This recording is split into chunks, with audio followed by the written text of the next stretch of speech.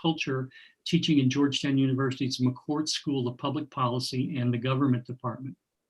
He is also the W. Averill Harriman Chair and Senior Fellow in Governance Studies at the Brookings Institution, and as you all know, writes a regular column for the Washington Post. So let's begin with E.J. and Melissa. I'm wondering if each of you could talk briefly about why you wrote this report. So E.J., let's turn to you. Well, first of all, I want to thank you, Shaun, and the Berkley Center and our colleagues at Brookings, Darrell West, Jessica Harris, who moved mountains to produce this report on a really difficult time frame. And I'm going to get back to Jessica in a second. Bridget Brown, Chris Crawford, and the Democracy Fund, who were just awesome supporters, and Megan Bell, my assistant, who, if one could say on a religious report, went through hell to get us here, but she rose again. So I'm very grateful we're here. It's rare that designers actually tell you exactly what you've just done and why you did it. But the designers of this report pulled a quote from the report for the second page that really gets at why Melissa and I did this. On the second page, it says, we offer this report to encourage the next administration to understand how important government's relationship to both religion and civil society will be in bringing our nation together. And as we say at the beginning of the report, we've gone through a period when religion has been a particularly neuralgic and divisive force in our public life. And we wrote this report in the hope that it might again become somewhat less divisive. We have no illusions that lots of real arguments will magically disappear, but we do have hope that we might begin to focus on all of the contributions civil society groups, religious, non-religious, and secular, including explicitly secular, make to solving problems in our society. We also want to suggest that there are ways in which various groups can reach out to each other.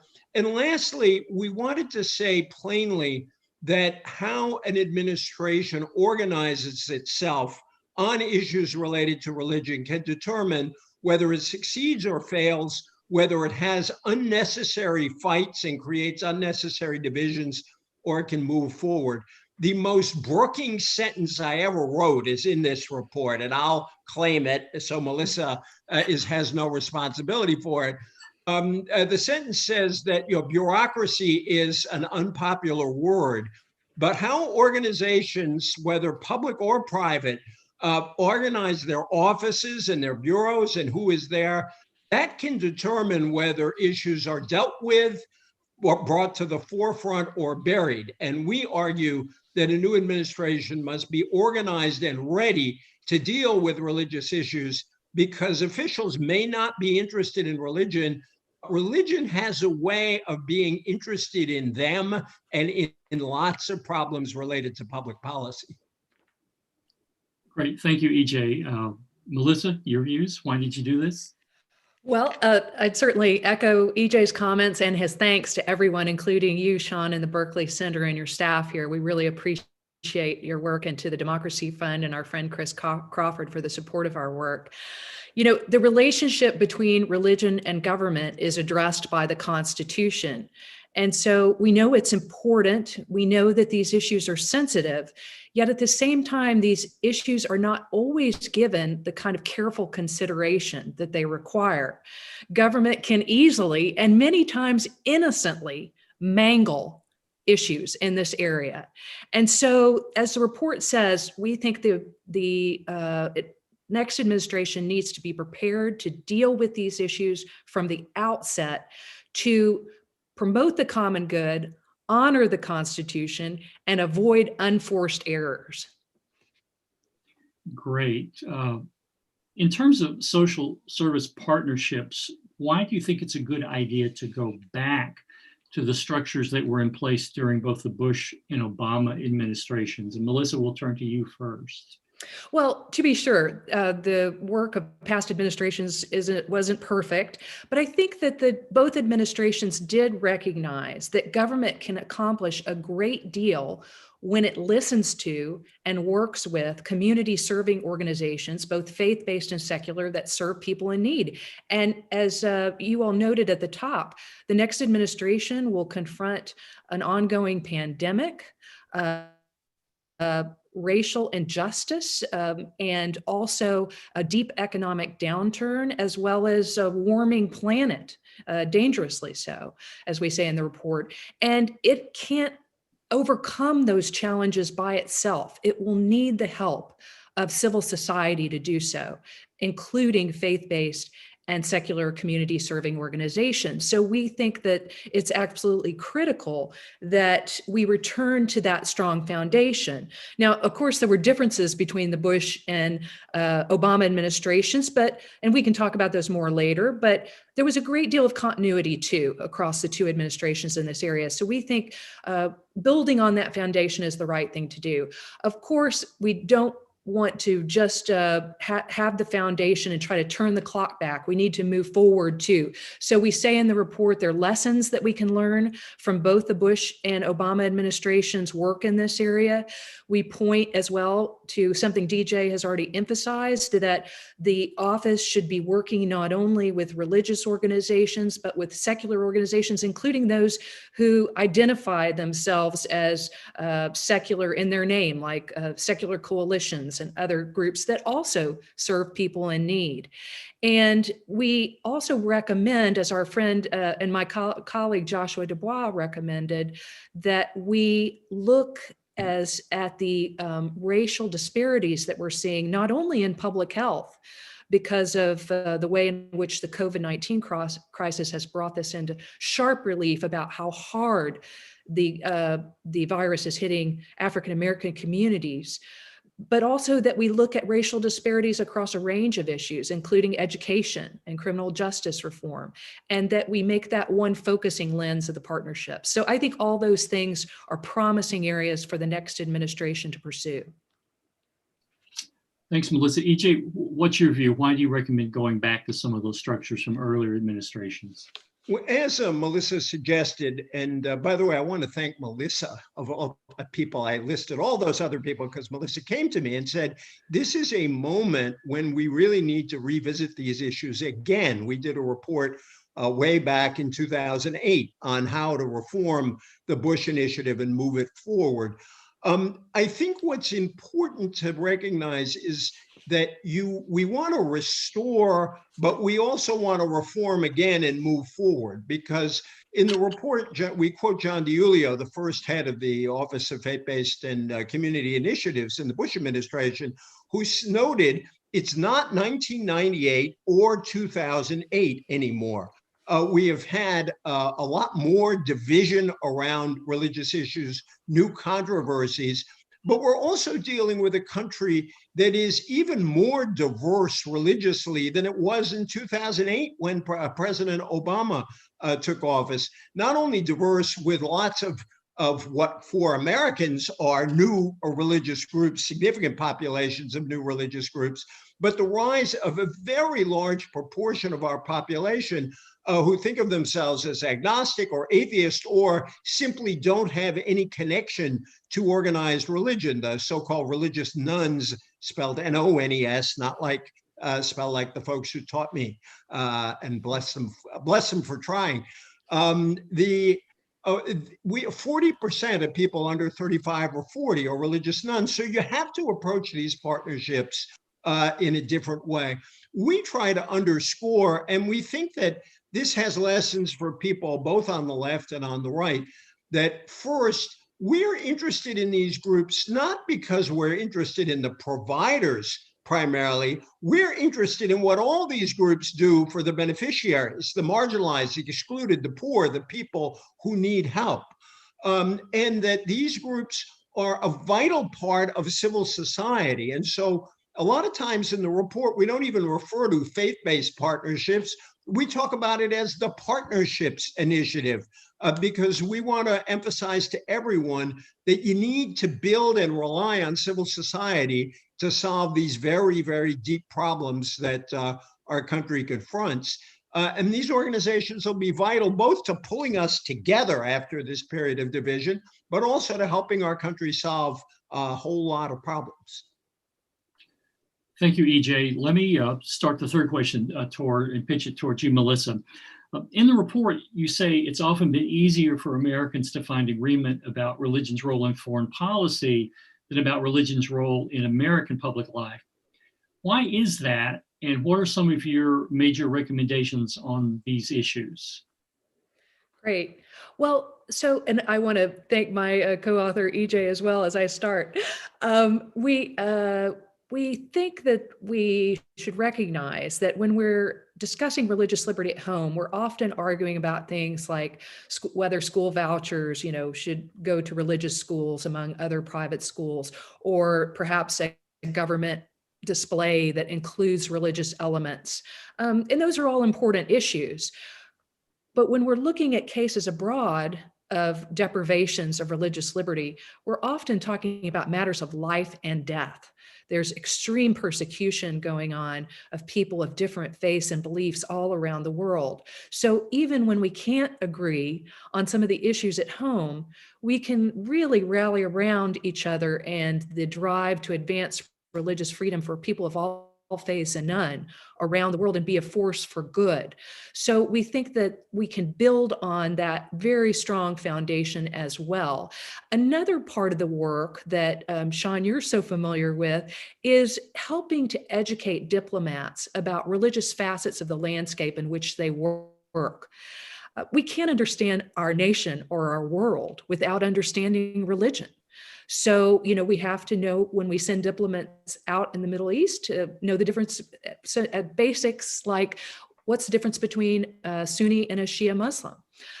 So that work has also been important through the State Department and in previous administrations. But we think that an office that was dedicated to that work during the Obama administration that Secretary Kerry established, and you led, Shaun, the Office of Religion and Global Affairs, or something similar to that name, should be reestablished to help diplomats gain religious literacy in the areas in which they work. At the same time, we think it's very important to do this robust effort on promoting religious freedom for everyone around the world as part of a larger agenda of the United States promoting human rights all over the world. And we think that these two efforts are complementary, even though they're distinct, but they're complementary. And they should be well coordinated. So we're recommending that the next administration come in with a very strong emphasis on both promoting religious freedom and this religious literacy work in foreign policy. Thank you. EJ, your views? Melissa and I, as we did put this report together, and we, in fact, we had a lot of, Melissa and I have had some fascinating dialogues over 20 years of working together on this.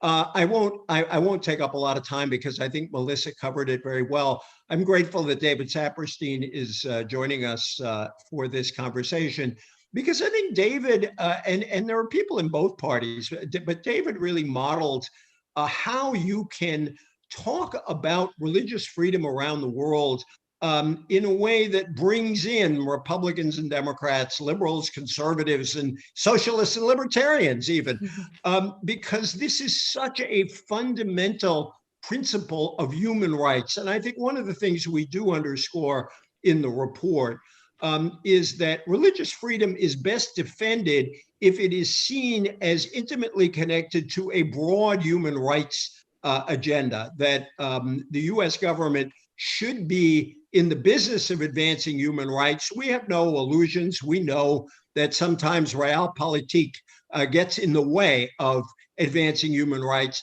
It shouldn't happen as often as it does. And I think religious liberty becomes a more consensual cause if it is defended as part of a larger effort on behalf of human rights. Great, thank you. The next question deals with the report notes that the debate about religious freedom at home has gotten increasingly toxic in recent years. How did we get here, and what does the report advise the next administration to do about it? Melissa, can we turn to you first? Right.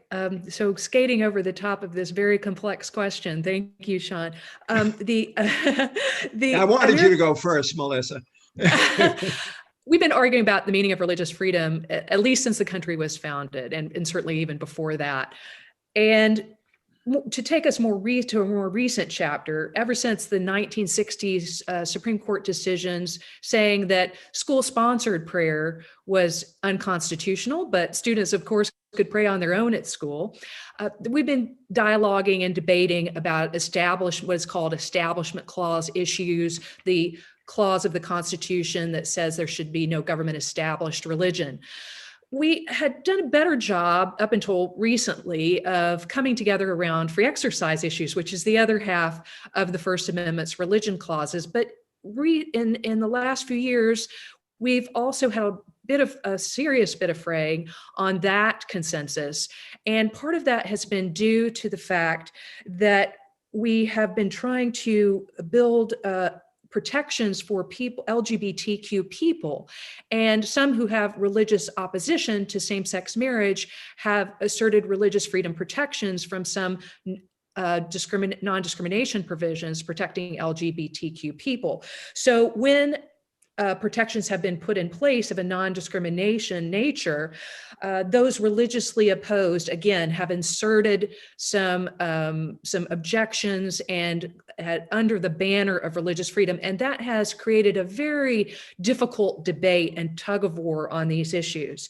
So the next administration will confront many issues in this area, and we address some of them, as well as address the process that the next administration should use to tackle these issues. And one of the things that we say is that the Department of Justice has put out some guidance on religious liberty and has organized a religious liberty task force to deal with those issues.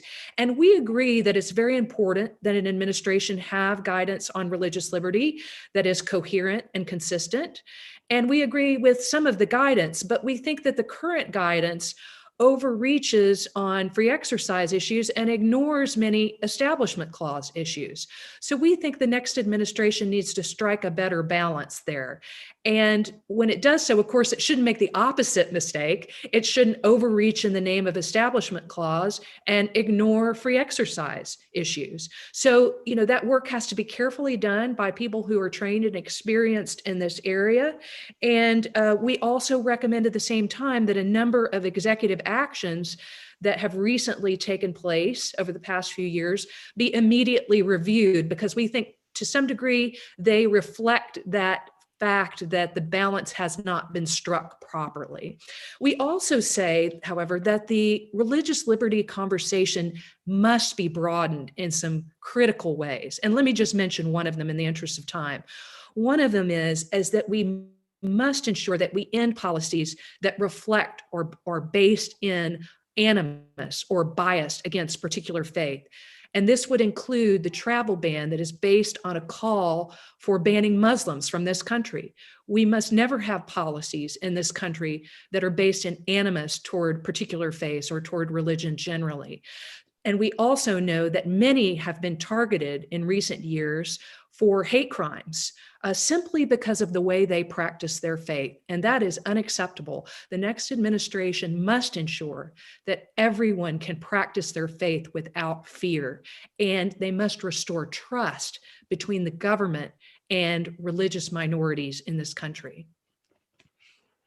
Thank you, Melissa. EJ, your thoughts?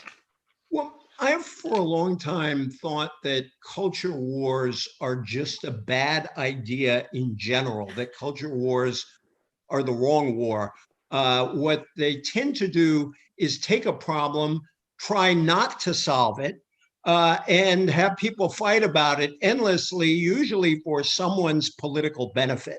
And I think that we've seen an awful lot of that happening around religious issues. And I say that acknowledging that some of these issues are very difficult. And I think you've had some particular controversies, which we can talk about as we go, around LGBTQ rights, including marriage equality, which Melissa and I both strongly support, and also around the issue of contraception and exactly how government should deliver that under the Affordable Care Act. We know about all of those fights.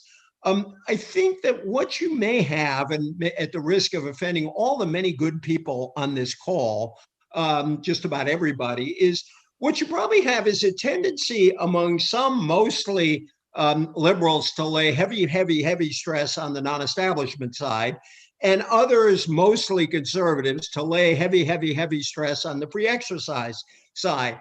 And while we do not pretend that we reach some metaphysical perfection in this report about the balance, we do think that the purpose of public policy ought to be to try to find the right balance between non-establishment and free exercise, to make sure that all of these efforts acknowledge a religiously pluralist country, and that all of these efforts acknowledge the real fears that exist on both sides.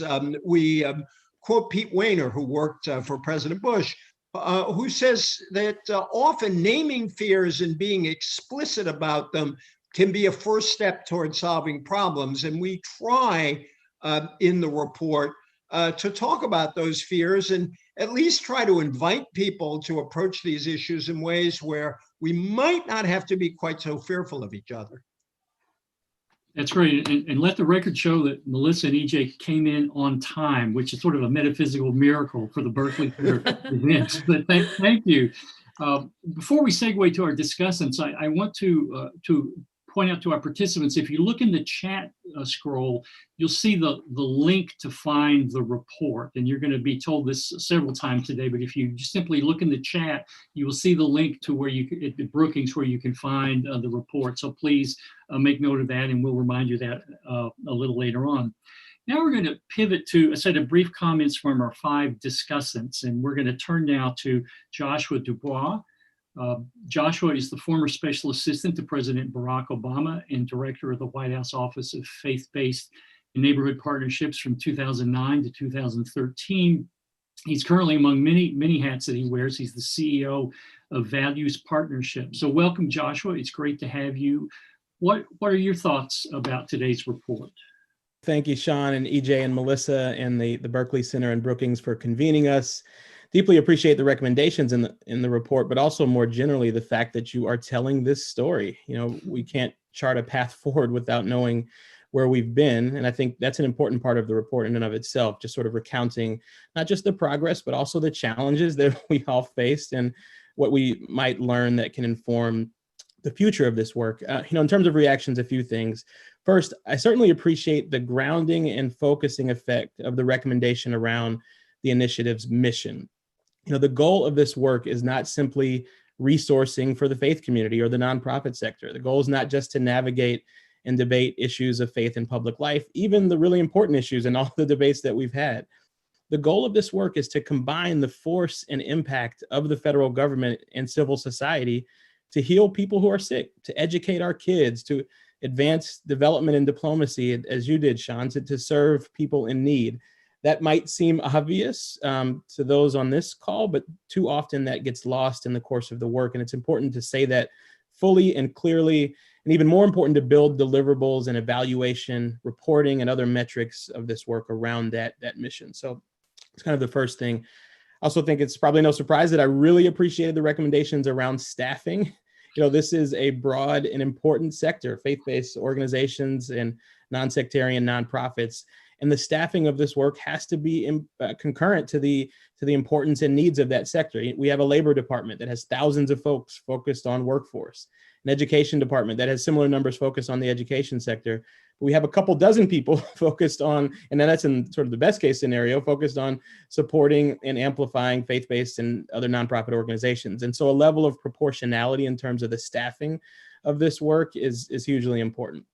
Last couple things, of course, I appreciated the emphasis on civic partnerships. A lot of our work was around pivoting to including non-financial partnerships alongside grant making and the way that the government saw its relationship with faith-based communities.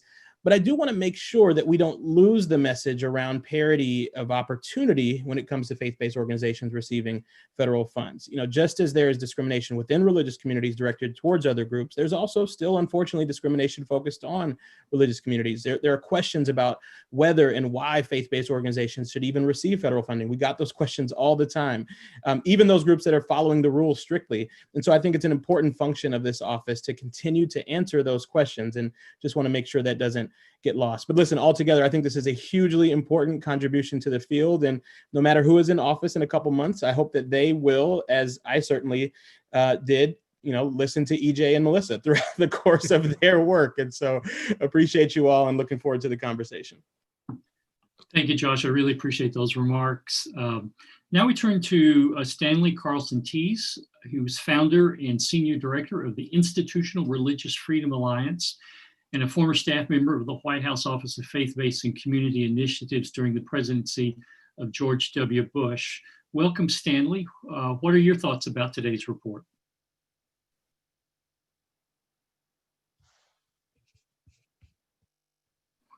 There we go. Well, first of all, my warm thanks to Melissa and EJ for doing this and for the way you did it, consulting widely. And a great deal of wisdom in it. If I was wise enough to write the report, I'd write a few pages differently.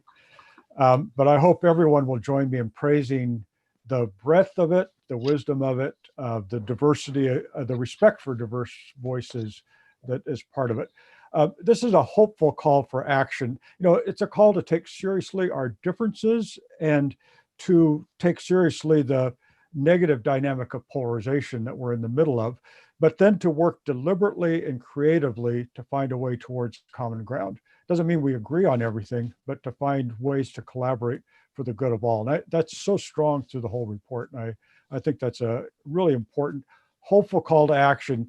You don't have to just stop with the difficulties that we see. So I want to single out 7 things for very brief comments. First of all, the report rightly says that the next administration must, from its very earliest days of planning, work diligently to understand and deal constructively with issues of religion in the public square instead of being reactive and just wait until things come up. Secondly, as the report says, the next administration should specifically affirm a robust role for religion in the public square. Religion is so important in our country and globally, and its public role can be recognized without denigrating people and organizations that aren't religious. So I think that's really important to do that up front and specifically. Thirdly, the report's first section, as Joshua noted, a wise call to revive and improve the so-called faith-based or partnership initiative. I strongly commend the section to you. I wish I had written it. It's great. So thank you so much for that. Fourth, I commend the discussion of RFRA, religious freedom, and LGBT rights, issue of third-party harms. I would treat these important issues somewhat differently, but it's a very important and clear discussion. I think the pluralism framework is a better way to deal with these things than the discrimination framework. Just like pluralism is how we accommodate our diversity about religion and non-religion. So I think that's worth thinking about, but it's such an important thing and the issues are laid out clearly. So I commend that discussion. Fifthly, I want to commend the important recommendation, not just to staff up the faith-based offices and so on, but to recruit into the next administration church-state experts in multiple crucial positions: National Security Council, Domestic Policy Council, Office of Management and Budget, and the Justice Department, right? Throughout the government, these issues come up. People who know what's happening and are versed in dealing with it are so important. So I really strongly recommend that. Sixthly, the report rightly issues a long overdue call to everyone, not just the government, to enlarge a religious liberty conversation to include communities of color with their specific experiences. I think that is so vital, and we have to find a way to make that happen and not neglect that. Seventhly, the report recommends that the federal government should find a way to build the capacity of basic civil society organizations like neighborhood groups, African-American churches. these organizations, as we see even now with COVID-19 and racial concerns, they play such an important role in their neighborhoods, but they're under-resourced and they can't easily compete for social service grants and contracts. So I think we need to find some way to resource them. My name is listed along with that recommendation, but I think the idea is a worthy one anyway. And thank you for including it. Thank you for the report. Thank you, Bless Stanley. you, Stanley. Thank you. Appreciate those remarks. Now we turn to Maggie Siddiqui. Maggie is Director of the Faith and Progressive Policy Initiative at the Center for American Progress. Welcome, Maggie. What are your thoughts about the report? Thanks, Shaun, and thank you, Melissa and EJ, for putting together this incredible report. I want to start just by noting that you very astutely say in the introduction that, quote, issues related to religion are implicated in a wide range of policy issues. And even when public officials are not interested in religion, religion will find a way to be interested in them, end quote. And I deeply appreciate that lens and the opportunity to be a part of this discussion on how the next administration can effectively engage on those issues. So since I know my time is limited, I want to focus on specifically 2 issues here. One related to engagement with religious communities and one related to religious freedom.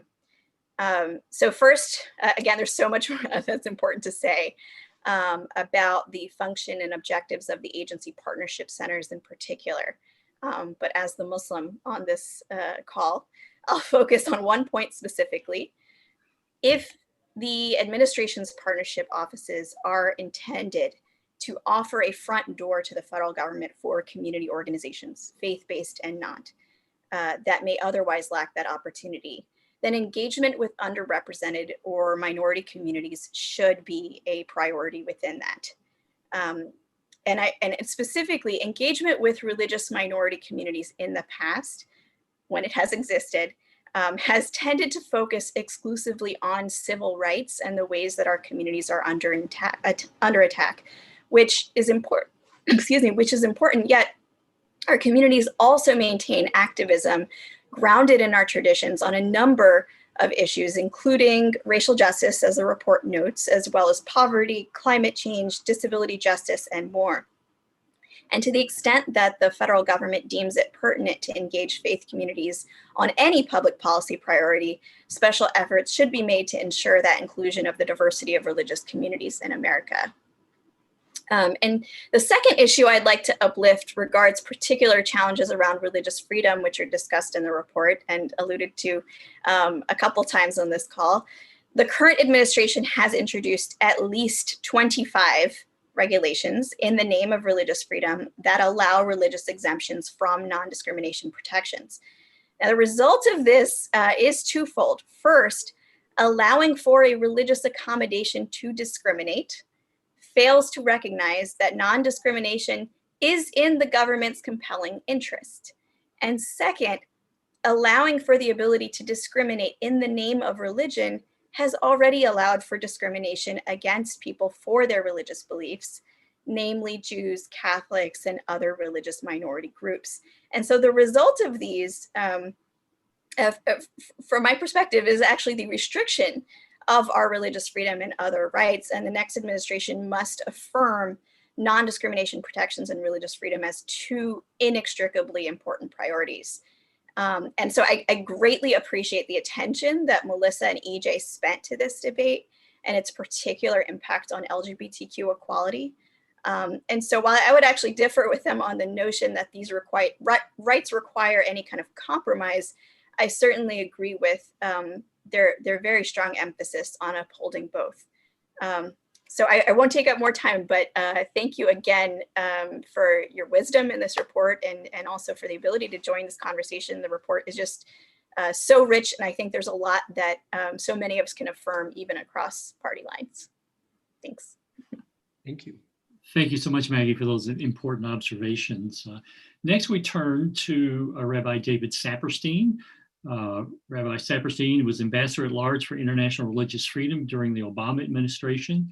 He was the former head of Religious Action Center for Reform Judaism, and he was also a senior research fellow here at the Berkley Center. Welcome, David. What are your thoughts about today's report? Well, thank you, Shaun. It's always good to be with you and with my other colleagues who are on this call. A lot to cover in 3 or 4 minutes, so let me race through it here. First, this is such a timely report. I think we all know how divisive these issues are, how complex they are, how complicated they are. That's always been the case. It was when you did this in 2008, EJ, Melissa, even more so at this point. It couldn't be more timely. Secondly, this may be the most comprehensive set of recommendations on these issues ever offered to a transition period in the early days of the next administration. Comprehensive both in terms of the amount of ground it covers, all of the issues it touched on so thoughtfully, but also in terms of the great diversity of voices consulted. I commend everyone here, when you get the report later, look at a couple of pages in the back that list what must be over 125 different people who were consulted from across the board. And this is part of it's part of what has been involved in this work from the beginning. If you think about what John DiIulio and Stanley did in the Bush administration, there were sharp divisions over some of that work, but they always engaged with people who disagreed. They debated us publicly. They listened to us. We tried to find ways that there were common ground. In the Obama administration, it was structured through the Council on Faith-Based Partner and Neighborhood Partnerships that had broad diversity on them, coming out with recommendations, each one of the councils, the iterations of the councils, that changed policy because they were able to find and lift up common ground in these ways. Here, and I just want everyone to understand what's so vital about this. It's true with what was lifted up on the domestic side of the report in terms of these common ground consensus position papers on what the law is in schools, in prisons, in government contracting, some of which flowed out of, in the latter case, of the council's work. When you have a consensus that the government adopts, either on its own or because outside group does it, you reduce litigation, you mitigate strife. Here you lift up common ground on these issues, and it really helps address in very real terms. So it's not just the federal government. This has to do with civil society and local and state governments as well. Having good advice and guidance is crucial. And finally, on the foreign policy frontier, I just want to focus on one piece of this, and that is actually Shaun's piece of this, the RGA piece. This is so vital. Religion does play a role in almost every aspect of foreign policy for the government. Without having an office like Shaun's, an independent office that has the kind of backing from the Secretary of State that Shaun had, as we did here, and both Shaun and I really reached out to that same diversity. The phenomenal staffs we had at the IRF office and the RGA office made a point of bringing together across religious and political lines all kinds of people. But Shaun's ability to go to every aspect, economic development and conflict resolution here, and educational policy and health policy, almost every aspect of things that the government does on the foreign affairs front, have religious players who have to be engaged and have religious issues that are involved with them. So I really commend the idea of separating them again, like a Venn diagram between religion, the IRF office and RGA. They overlap somewhat, but the majority of the work is distinct and it reinforces each other. We were able to work together very closely here without being in one office. You put it in one office, one piece of it will suffer. Whatever the passion of the head of the office is, the other part is just not going to be there. And we need to expand this again. I mean, just think about this. At the height of our work there were probably more full-time equivalent staff people working on religious issues under the Obama administration than all the other democracies in the world combined. Here, it was something really extraordinary and had an enormous impact. So the next administration has an excellent opportunity to take an informed approach on these issues from the beginning, as has been said by Stanley and EJ, from the beginning, one that is coherent, consistent, and aimed at healing wounds, both within and across communities, as Zaki Barzinji said in the report. I really urge the next administration to take this report seriously, because as it says, getting these matters right from the start is indispensable to the task of healing and rebuilding our nation. Thank you so much, David. Your check is in the mail. Appreciate those remarks. Well, you know, Shaun, what the Berkley Center does and what Irina Fascianos does at CFR, and extraordinary work you folks do, it is a living embodiment of what RGA was all about, and bless you for carrying it on. Thank you. I appreciate that a lot. Now, finally, let's turn to Dr. Sabrina Dent. Welcome, Sabrina. She is the Senior Faith Advisor at Americans United for Separation of Church and State. So, Sabrina, tell us your thoughts about the report. Yes, I want to say thank you, first of all, for welcoming me to be a part of the conversation and to really have a seat at the table on behalf of the Religious Freedom Center of the Freedom Forum, as well as Americans United. My thoughts on the report are this. When I looked at the report, and I haven't had much time with it, I see what you've done, Melissa and EJ, is that you've written this brilliant triage document that helps address the dis-ease that is happening in our country over religion and partisan politics that have taken place that have caused harm to many marginalized communities, which include racial minorities as well as religious minorities. And I think that is important to point out because these groups are also American. One of the things that really stuck out with me as far as the report that I really appreciate is that you took much time in the first part of this report, naming the issues and trying to diagnose what some of the problems are. And that to me is important, because how can you address an issue in a country or in your life if you don't name what the problem is? And so I thought that was very important that that was brought out, as well as the use of certain words. Language is very important. And language used in this report was very critical in terms of setting the context. So I looked at the words that you used. The words that stood out to me were anger, fear, deep division, polarizing. Those were just some of the words and the attributes that were used in describing like the context in the beginning. And for me, that was important because it spoke to the grief process that is happening in the country right now around these issues around religious freedom and church state concerns. And so I really appreciated that there was emphasis placed on talking about racial injustice and disparities, as well as religious discrimination that has also led to dishumanization of certain groups. What I would have liked to have seen is more space to really talk about that in the section about religion at home. What does that look like to be what appears to be an add-on? Like you touch on it, but you don't really go into it as much as it could possibly be done.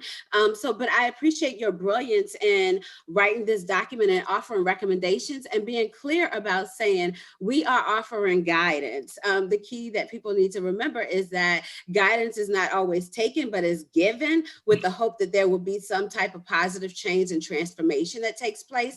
And that's what I hope for when people read this report, and whatever administration takes on this guidance, that they think about that. But again, going back to language, I like the fact that you pointed out that the people who matter are the people who are a part of this, the great fabric of America, right? It's like you name it in terms of marginalized communities, vulnerable communities, whether it's based on who they love, how they worship, and how they navigate life. I think that was important to bring that out because a lot of people don't think about those intersections. And a lot of my colleagues on this panel have already spoken to some of the points that I want to raise, but one of the things that I really appreciate is the point about affirming a robust role of religion in the public square and help Americans better understand their rights by highlighting consensus statements. Too many times the division is often highlighted and not the consensus and where we find common ground. And I think that is essential if we want to do exactly what this report says, is to heal and to build. And so those are some of the things that like stood out to me as far as the report is concerned. And I appreciate also that you emphasized on several occasions that this is to defend the idea of pluralism, that we are a religiously diverse nation, and that it does require those that are religious and non-religious to be a part of the stakeholders and the conversation partners in doing this work. So yes, it is important to have church state experts to be engaged in the leadership aspects of it, but also in some of the decision making that takes place. And so I'm not a legal expert. I come into this conversation as a practitioner. So as a practitioner, I appreciate multiple disciplines in which this happens. And so this report actually spoke volumes to the work that we were able to do through the Religious Freedom Center and the African American Perspectives Project, because you have to name the issues. You have to talk about the history. You can't gloss over it if you want to really bring about systemic change and healing to our country. So I say bravo to you for doing this report. And as my colleague was quoted, Corey Walker was quoted in the report by saying, you know, hashtag religious freedom so white. So it's, for me, it's about expanding the table. It talked about broadening the perspectives and broadening the conversation partners, that must be intentional if true work and true transformation is supposed to happen. So with this little time that I had with the report, those are some of the things that I really value about what you brought out, and the ways in which it was written in a simple way that people, everyday people, can also read it and understand it. And that, I think that is critical. So thank you. Thank you. Thank you, Sabrina. Really appreciate that. Now let's throw it back to EJ and Melissa. EJ, why don't we start with you? Any general reactions? I'm not going to take a lot of time because I'd love to see if we can include at least some of the questions from the folks out there. I just want to say two things. One, thank you, every single one of you, for the most generous possible reading of this report, because I know that you could have emphasized areas that you disagreed with more, and you chose not to do that. And that is, in fact, what was so exciting about the process we went through. Bless you, David, for noting all the folks that listed in the back of the report, because the thing that struck Melissa and me as we were doing this work, having meetings with people, sending emails to people to ask their advice, is there really is a hunger among an awful lot of people across a very broad, both ideological and partisan, and also across denominations, people of all faiths and none, for a different, better conversation. There is stuff we're going to fight about. We don't have to fight about everything. And I think there is a real desire to kind of narrow the sets of issues we fight about, and have real arguments and make some decisions, but also figure out all those areas in which there is common work to be done. And again, all of you model that with your great kindness toward the report itself. So thank you. Yeah. And I just want to echo EJ's comments here, and especially in the interest of time, but they were beautiful comments. So it's easy for me to say amen to what he said, and to thank each of you for your very astute observations, and even more importantly, for what you each do, because you each are representatives of this kind of approach in the world that works to heal and bridge divides. And I just couldn't be more grateful to each and every one of you. And I also want to say on your behalf, and on behalf of everyone listed in our acknowledgement sections, no, we explicitly said that we didn't ask anybody to endorse this report. There are things in here that everybody disagrees with, and they should feel free to continue to push us and disagree with us. We only listed them because they were so kind to take time to talk to us. So I just wanted to underscore that point, that they're there because they were kind enough to talk to us, not to endorse the report, but to say that they want to be part of the continuing conversation with us all. Thank you both so much. And again, miraculously, we still have time left over for questions. So let me pivot to those, and I'm just going to exert my will here and start at the top and zigzag my way through the list of questions. Here we have a question. Thank you. If you did not address it previously, can you talk about the role of having an executive order guide the next administration's faith engagement and collaboration, President Bush and President Obama both issued executive orders. President Trump has not done so in the broad sense, while he has done so in religious freedom. I want Melissa to take that because she took the lead on this very question. Yeah, thanks for the question. I think that it is very important to use an executive order to articulate both the fundamental principles of an initiative and also how it will be structured in a White House and in federal agencies, because what that does is not only memorialize it in an instrument that the president signs, but it forces people to come together to flesh out what is the aim of this thing that we are doing and who will take responsibility for it and how will it fit into the ongoing work of government. And it also has the wonderful added benefit of sometimes making these efforts more durable. Because once they're in an executive order, then it takes more work to undo them in the future than it would if there was not an executive order spelling these things out. So that is one reason why we recommended the use of executive orders by the next administration on these issues. Just jump in there, Melissa. It's such a great point, and the operative word there is force. As you remember, we referred to that core EO. I think we actually left the National Prayer Breakfast, and either later that day or a day later came back together for the signing of the executive order at the beginning of the Obama administration, but referred to that text not just in that moment, but over and over again in terms of how the office would be structured. Honestly, holding others across government accountable for the particulars of the EO, and it was a critical mechanism to sort of keep things on track throughout the course of our time there. And so just want to underscore the importance of that recommendation.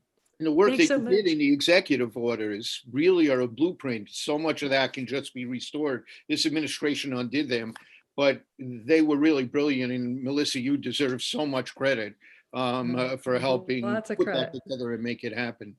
Lots of credit to spread around. And by the way, I'm so glad you guys are jumping in on the questions. Please, all of the panelists, feel free to jump in on the questions. Shaun, you want to go to the next one? Yeah, this is a great question from David Hollinger. It's odd to see this affirmation of the relevance of religion to civic life when 26% of Americans now have no religion and 40% of young people have no religion. This is the time surely to press for a public sphere with less religion, not more. I worry that the report is taking exactly the wrong approach to the challenges of our time. Do I gather that the report repudiates altogether the tradition of John Rawls and Martha Minow and many other theorists that common ground in our democracy is best achieved by affirming and defending a secular public square respecting religious motivations, but refusing to recognize religious justifications? Shouldn't the report push for a strong civic we, a national solidarity with its own rules respected by all who participate in public affairs? I want to say, if David will forgive me, God bless David Hollinger, who's done who asks, I think, a really important question that we grappled with, and who's also done some extraordinary work throughout his life on our public sphere. I guess 2 points. The report very much acknowledges at many points the very point, David, that you underscored, which is we are at a time when many more Americans are disconnected from religion, and that this is a reality that makes this different from 2008 or 2000 or other periods. What that doesn't mean, again, take the high number, take the 40% of young people, that still means 60% on the other side. It means that religious organizations are still a very important part of the fabric of social provision in our country. And so we don't think it's a denial of a civic we or a denial of the work of secular organizations to talk about the importance, the ongoing importance of religious groups. But lastly, I just want to read you, David, the last paragraph, because I think it's Hollingerian, if there is a word like that. The United States' national motto, E pluribus unum, out of many one, remains a sure guide for a pluralistic nation that respects both particularity and common purpose. It reminds us that the first word of our Constitution is we, and that every generation is called upon to take up the struggle to make the Constitution's we genuinely inclusive of every American. I utterly agree with that part of your question, David. I don't want a graduate seminar on religion to pop out here, but David, I would make the observation, the statistics you quoted were not about people having no religion, but it was people who were disaffiliated formally from any religious denomination. So there could be people in that 26% figure and 40% figure who are religious in some self-expressive fashion, but who are not formally allied with any religious community. So I'm going to cut off the seminar there. David and EJ and I perhaps can debate that later. But let's get David out to the Berkley Center. Yeah, we'll do that. That's a great idea. We got time for one last quick question. Thanks to all for this very thoughtful conversation. Where do Melissa and EJ see the role of religiously affiliated lobbying groups, especially those focused on a specific issue? Their efforts focus more on Congress, of course, but should they be brought into such conversations with the White House and federal agencies? Well, Melissa's probably had more direct experience with that where she sat. We do not deal with religious lobbies as such in the report, although there's probably some implicit recognition of the fact that they exist. But Melissa, why don't you talk about, I throw all the really hard questions to Melissa. I take the fun questions. No, not at all. So yeah, when I was on the staff and Joshua, and I'm sure Shaun and David had the same experience in the administration, that we engaged with both religious and non-religious groups about issues that we were handling, whether they were partnerships to serve people in need or foreign policy matters or other matters. And so that engagement does happen on behalf of the executive branch in the White House and in the federal agencies on a regular basis. And I certainly think that should continue. Back to the previous question, I would note that it is a constitutional concept that religious people should have the same right of access to their government as non-religious people, to engage them on topics that are of interest to them. And so that's we can't get rid of that, at least we shouldn't, even if we wanted to. We shouldn't try to get rid of that because it's in the First Amendment itself that religious people have free speech and free exercise rights to engage their government in the same way that secular people do. One thing that's implicit, I think, in our report is that talking to many religious leaders, we find that there is a hunger to be involved on a deeper level in discussion with government. There's a frustration when there is a sense that religious leaders and others, this happens to others too, are just called in when the program or policy is decided and an administration asks them to promote it. There's a frustration with that approach.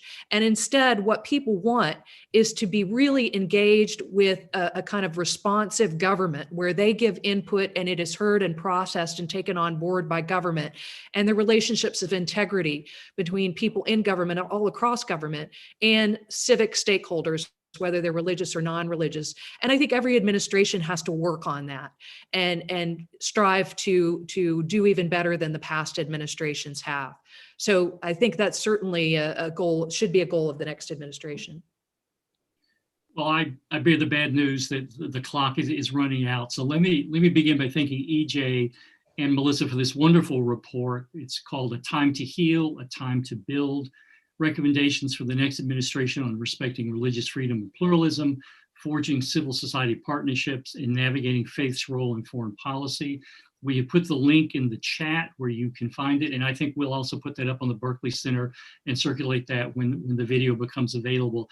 I highly commend it to you. Again, there may only be 2 people on the face of the planet who agree with everything there, and we won't ask EJ and Melissa if they agree on everything. But it is a remarkable report, and we hope that it does indeed influence the next administration, regardless of what happens in a week or two. Again, thanks to all of our viewers. Please subscribe to our event list if you'd like to stay abreast of all of our events. But again, thank you, EJ, thank you, Melissa, and thank you to all of our discussants, the panel. You also asked remarkable questions and made great observations. So with that, have a great night. And thank you all so much. Thanks to everybody.